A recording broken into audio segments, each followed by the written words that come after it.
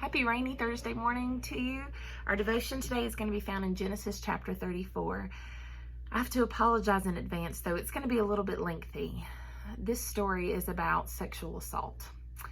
And if you have experienced that yourself, or you're trying to help a loved one who has experienced that, it's going to be super important for you to hang in with me through this entire thing, because at the very end, I'm going to talk to you about the value that Jesus places on women.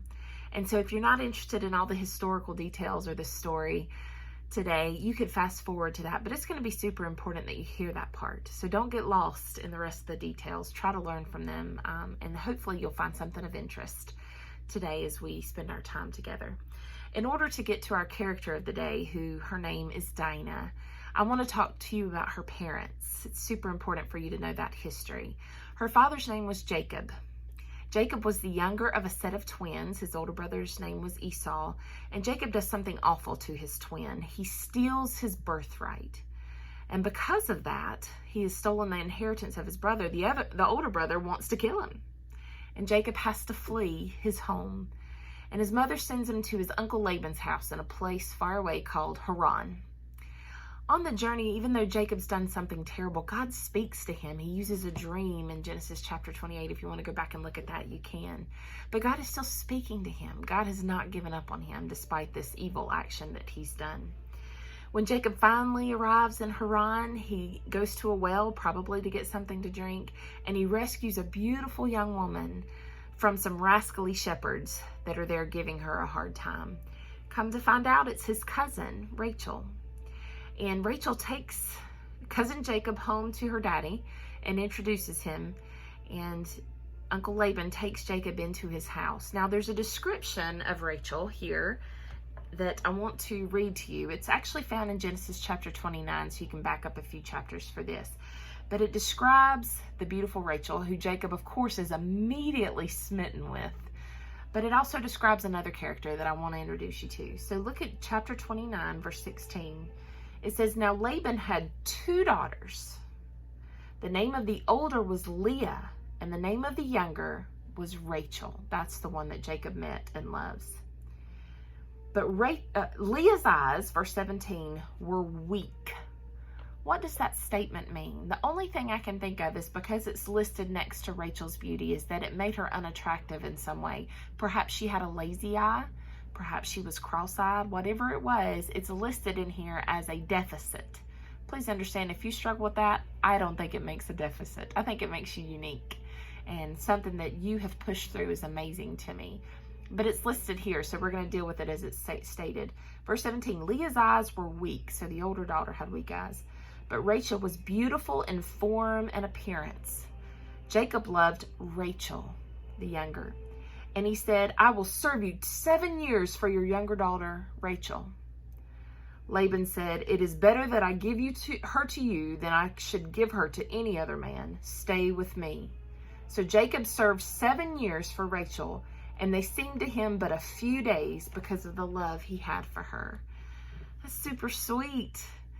He's willing to work 7 years for this woman that he loves, and it goes by very quickly because they're fostering their relationship, and he's in love, and we all know how that goes. So he does work this 7 years.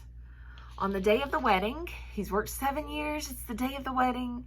Apparently he has a lot to drink in celebration, because what Uncle Laban does is he switches his daughters, puts big veil on over Leah's face, and presents her as Rachel, and Jacob marries the wrong daughter. And not only that, but he consummates the marriage overnight, and the next morning when he wakes up, I presume sober, and looks over and sees Leah is the one that he has married, he is outraged and horrified.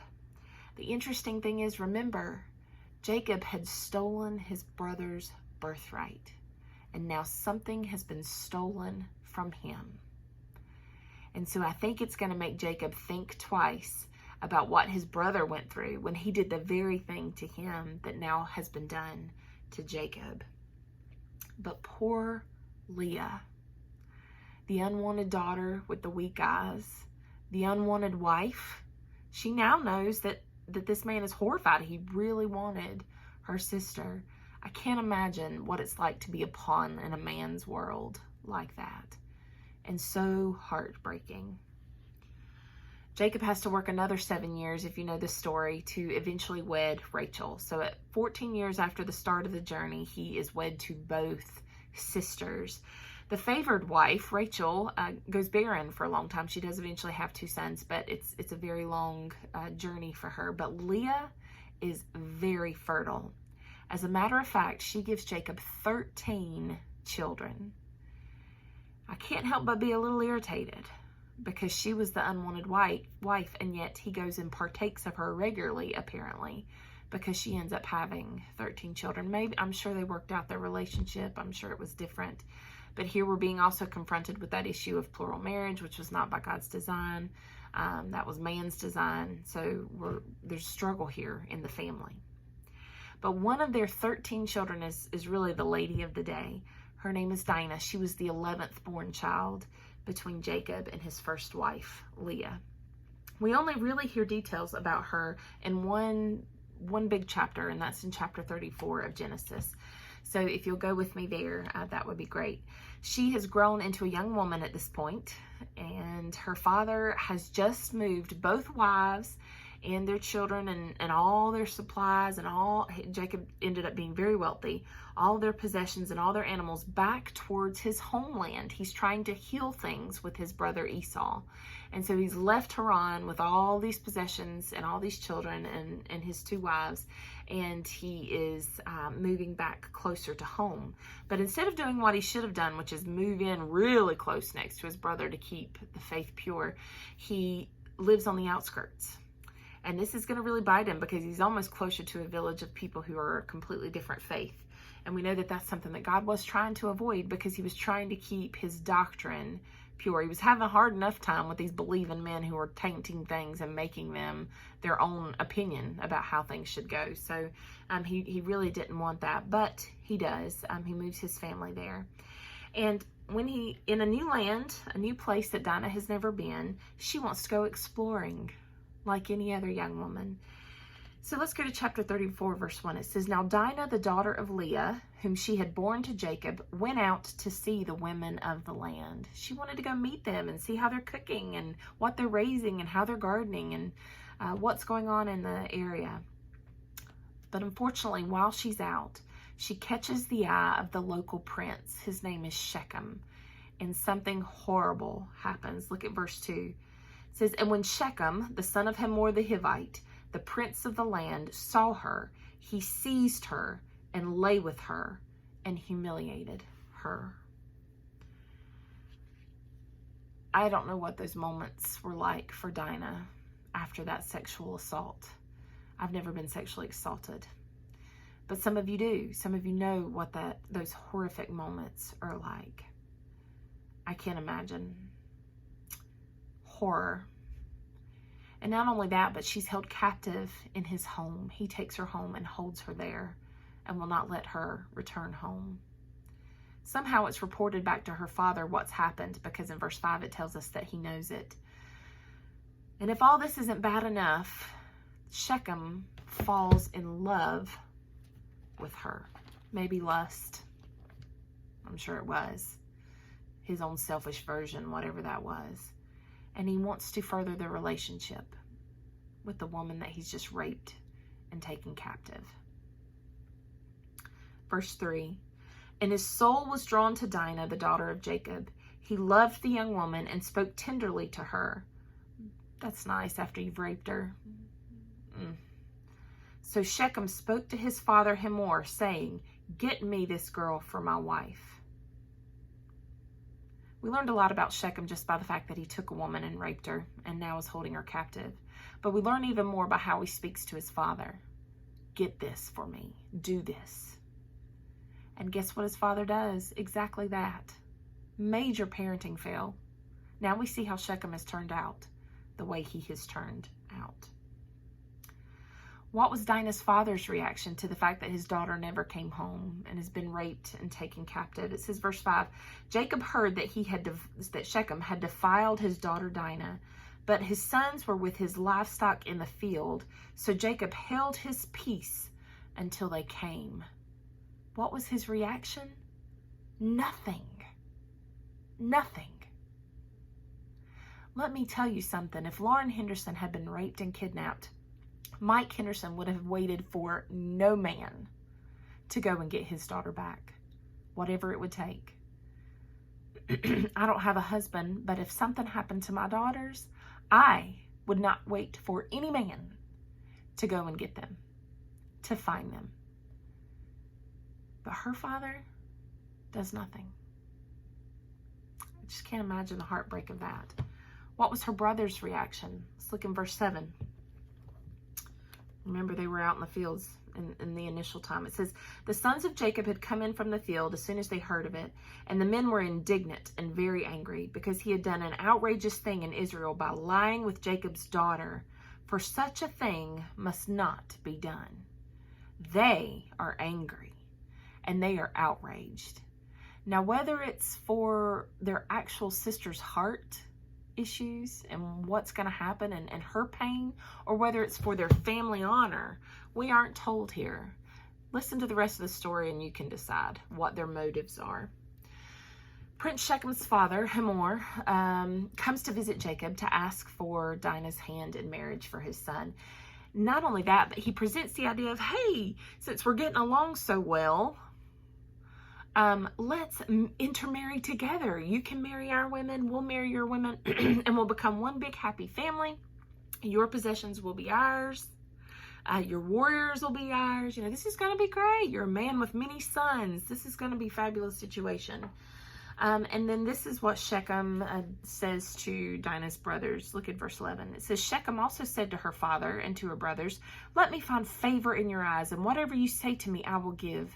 Ask me for as great a bride price and gift as you will, and I will give whatever you say to me.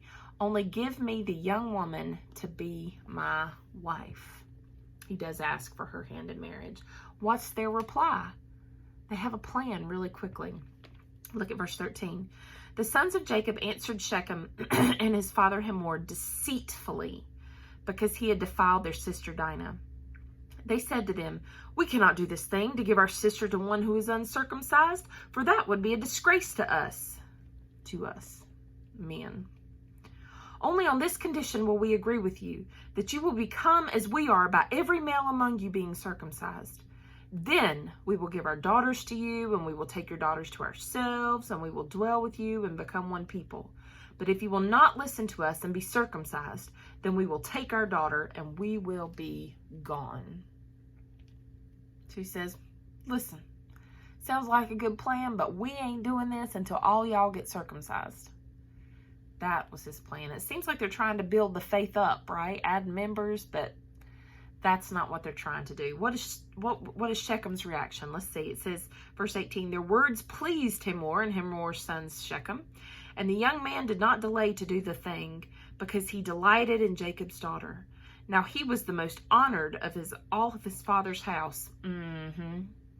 So Hamor and his son Shechem came to the gate of their city and spoke to the men of their city, saying, so now they got to convince all the men of the city to be circumcised.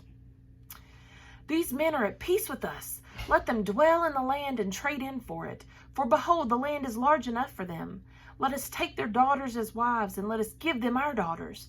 Only on this condition will the men agree to dwell with us, to become one people, when every male among us is circumcised as they are circumcised. And then he goes in for the kill argument.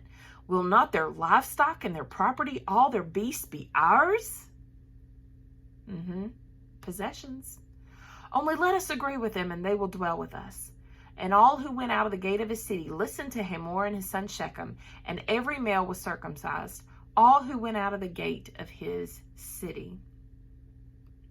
They nailed the argument, and he wanted it done quickly, and so all the men get circumcised. What are Dinah's brothers up to? Here we go, verse 25. On the third day, when they were sore, so all the men have been circumcised. All the men are recovering from this procedure, and as an adult male, I hear that is very painful. So on the third day when they were sore, two of the sons of Jacob, Simeon and Levi, Dinah's brothers, took their swords and came against the city while it felt secure, and killed all the males. only these boys are so strong, only 2 of them had to go in. There's 12, well, 10, 2 of them are younger. And only 2 of them had to go in to kill all the men in this city. They killed Hamor and his son Shechem with the sword and took Dinah out of Shechem's house and went away. Now that sounds heroic for sure. And I could even understand killing the men in this gruesome way because you don't want them to come up to battle against you as you're trying to get away with your sister. But they rescued their sister. But this is where it gets nasty to me. In their motives. Verse 27, it says, the sons of Jacob came upon the slain and plundered the city because they had defiled their sister. They took their flocks and their herds, their donkeys, and whatever was in the city and in the field, all their wealth, all their little ones, and their wives, all that was in the houses, they captured and plundered. So not only did they take all their belongings, but they take the kids and the women as well. And so it just gets yucky. It gets dicey and messy. And so to me, it tells me that instead of rushing their sister home to put her in their protective arms, they're taking their time to plunder. And so that's where their motives come into high question for me. What was Jacob's response to what his sons did as they come home? It says, verse 30, then Jacob said to Simeon and Levi, you have brought trouble on me by making me stink to the inhabitants of the land. He's worried about himself. Not welcoming his daughter home, not celebrating the fact that they rescued her. He's saying, oh man, I look bad. Explains a little bit how he raised these boys to be who they are. If you know Joseph's story, you know what I'm talking about. The Canaanites and the Perizzites, my numbers are few, and if they gather themselves against me and attack me, I shall be destroyed, both I and my household. But they said, should he treat our sister like a prostitute? Dinah was traumatized in a horrific way, taken captive, eventually rescued by her brothers, but watched them plunder and murder, which I'm sure was not her desire. And then brought home, and her dad's worried about himself.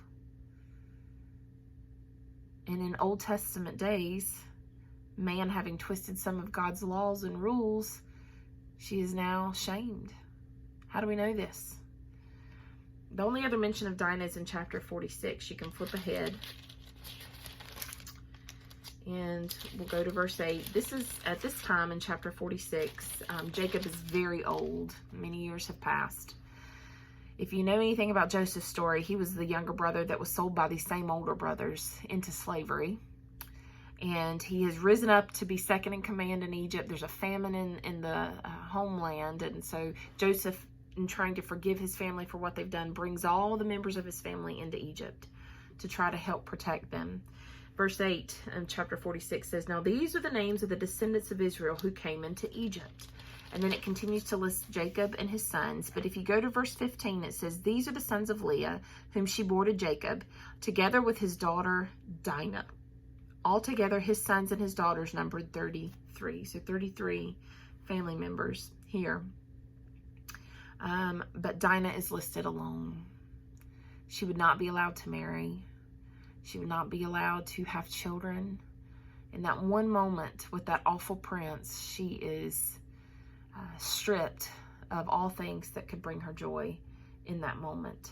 So she traveled to Egypt with her family, but as a single woman.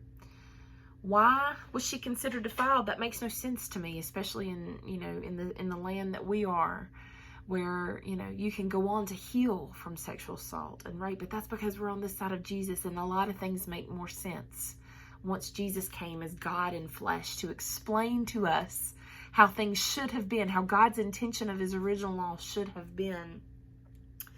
In a day where Dinah's father failed to defend her, in a day where Dinah's brothers were more set on their vengeance than they were her heart and what she needed, Dinah needed a hero. She needed someone to tell her that she is valued and loved, and that the effects of someone else's sin should not hold her captive any longer. That she can move forward and get help through this situation. And that day, Dinah needed Jesus. Unfortunately, she's on this side of Jesus. But guess what? We're in 2020 and we're on this side. We know who Jesus is. In the New Testament, if you wanted to flip ahead to the Gospels, you can. The Gospels are the books of Matthew, Mark, Luke, and John, if you want to look in the front to find them. In the New Testament, Jesus shows us how highly valued women are in his heart and in God's heart. He places men and women on the spiritual scale and finds them equal and important and together. Often, Jesus himself had women come serve as his disciples to share in his work and ministry. That's an amazing thing because that had not been done before. He also regularly addresses women directly in public, which at the time was not done. They had tainted God's law and will to mean that women are that lowly that they aren't even to be addressed in public. But Jesus talks directly to them and he doesn't care who's watching. He values women. And it's not just that he spoke to them. It's how he spoke to them. He spoke with caring words and loving words and thoughtful manners. And as a matter of fact, there's a woman who has a bleeding disorder, like a gynecological bleeding disorder, and he calls her daughter. All right, she was the lowest of the low. She was even lower than the other women because she bled. She had this bleeding disorder, but Jesus calls her daughter. And there's several other women in the New Testament where Jesus calls them daughters of Abraham. Before, the term was sons of Abraham, sons of Abraham. Now he's saying there are daughters of Abraham. My sons and daughters are on an equal level, spiritually speaking. One thing I appreciate is that Jesus didn't gloss over sin when he was talking to these women. He confronted their sin. But he also said these women deserve to have their sin confronted because I believe that they are capable of giving me their sin and changing their lives and understanding their spiritual consequences and taking actions based on those. These women are responsible believers and they are worthy of having their sin not condoned but confronted. Because Jesus didn't want them to just deal with all the sin of the men around them. He wanted them to understand that these women needed a Savior just as bad as the men did, and that he loved them just as much. Dinah needed Jesus. You, my sister, in 2020, have full access to Jesus. Please take advantage of it. Let him speak in your heart. Read those books of Matthew, Mark, and Luke, and John. If you really want to hear Jesus' words, read them for yourself. One of the best quiet time series I've ever had was I literally went through the book of John and wrote one sentence a day that Jesus had spoken and dwelt on it for that whole day. And then the next day I would write down in my journal the next sentence that Jesus spoke. And I think it took me a year to really get in. Some of them I dwelt on for more than a day. But I just heard my Savior's voice in that time, and I encourage you to do the same. If you've had sexual assault, remember the value that Jesus places on you and that he says you are equal. You are a daughter of Abraham. You are equal with men and you are valued. And I want you to grow, and I want you to confront the sin of the men around you or the person that did that, and I want you to confront your own heart, and I want to heal all of that. In Jesus' name.